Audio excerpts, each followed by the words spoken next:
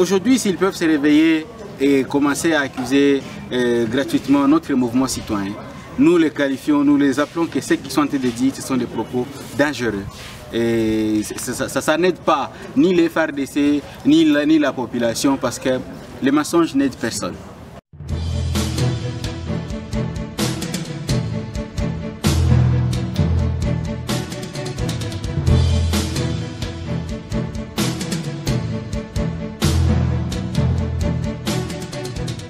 Dans un face-à-face avec la presse ce mardi 5 mai 2020 tenu à Goma, le mouvement citoyen lutte pour le changement a qualifié d'irresponsable et de mensongère les accusations dont il est victime de la part de l'armée FARDC. Ce mouvement qui a été taxé d'être en connivence avec les groupes armés. Espoir Ngaloukié, surnommé le philanthrope, parle au nom de tous les militants de la lucha. C'est pas une grande surprise que nous avions lu le communiqué de notre armée et que nous qualifions qui a affirmé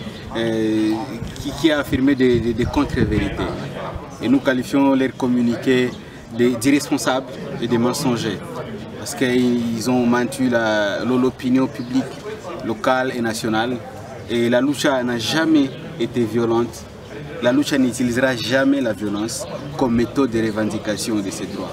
Et depuis le début de cette année 2020, à Niamey-Lima, la lucha, nous avions organisé 3 manifestations et toutes ces manifestations étaient non violentes.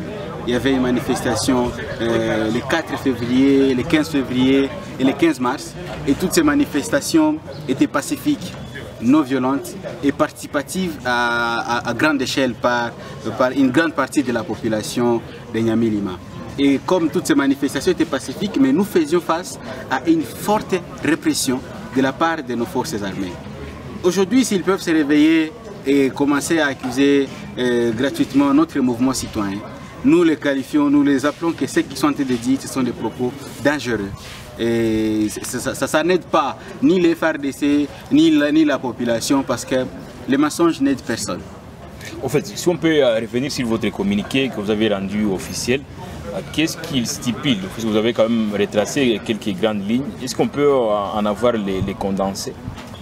D'abord, la ligne principale a 2 sous-lignes. La première, c'est de démentir ces accusations gratuites. Et la deuxième, c'est de dire que la population de Niamey-Lima revendique des choses qui sont vraies. La population revendique l'accès à la terre. Et cette revendication ne doit pas être stoppée. D'abord, il y a une confusion entre les limites selon la population et les limites selon l'ICSN. Et c'est pourquoi même le ministre provincial ayant l'environnement dans ses attributions avait demandé à ce qu'on puisse stopper la construction du mur électrique par l'ICSN. Malheureusement, l'ICSN n'a jamais obtempéré à cette décision du ministre provincial.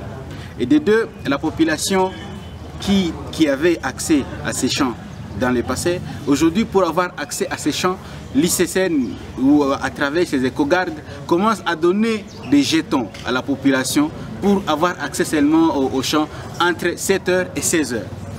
Et nous disons que la population doit participer à cette démarcation du parc national de Virunga. Parce que nous tous, et la lucha, nous réitérons que nous sommes d'accord avec la conservation de la nature. Et cette conservation de la nature ne doit pas être en deçà ou au-dessus de l'homme. Les deux vont de pair. Et nous demandons également à nos FARDC de suspendre le colonel Zahir, qui est un ancien rebelle, qui est actuellement aujourd'hui le responsable, le commandant principal des FARDC à Niamey-Lima. Il est accusé depuis très longtemps de violations graves des droits humains. Et c'est lui qui a induit en erreur sa hiérarchie au sein des FARDC pour accuser gratuitement les jeunes non violents de la lucha. Et aussi nous disons que les autorités locales, les FARDC, l'ICSN et tout le monde et la population devraient normalement encourager la présence de la lucha dans cette région, qui a été longtemps caractérisée par la violence, par les groupes armés. Et nombreux jeunes étaient tentés d'intégrer les groupes armés dans cette région pour revendiquer leurs droits. Et nous, la lucha, nous sommes d'accord avec la pacification, nous sommes d'accord avec la revendication des droits des citoyens, mais à travers la non-violence active, jamais par la violence. Depuis 8 ans, nous avions fait face à plusieurs accusations de ce genre. Tantôt, on nous a accusés d'être des jeunes du M23. Tantôt, on nous a accusés d'être des jeunes des impérialistes. Tantôt, on nous a accusés d'être des jeunes de l'UDPS. On nous a accusés d'être des jeunes de l'UNC.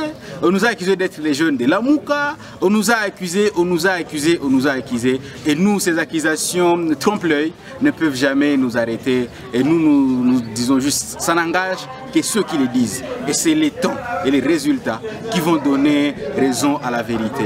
Et s'ils pensent que ces accusations mensongères, c'est cette désinformation, ce sont des choses qui vont nous arrêter.